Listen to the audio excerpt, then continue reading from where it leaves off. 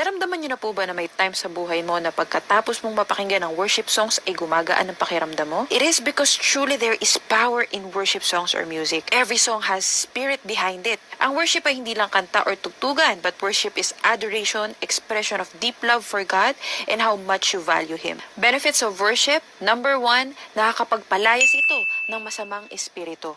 In 1 Samuel chapter 16 verse 14 to 24, kapag tumutugtog si David ng lira or lyre, ang evil spirit kay King Saul ay lumalayas sa kanyang katawan.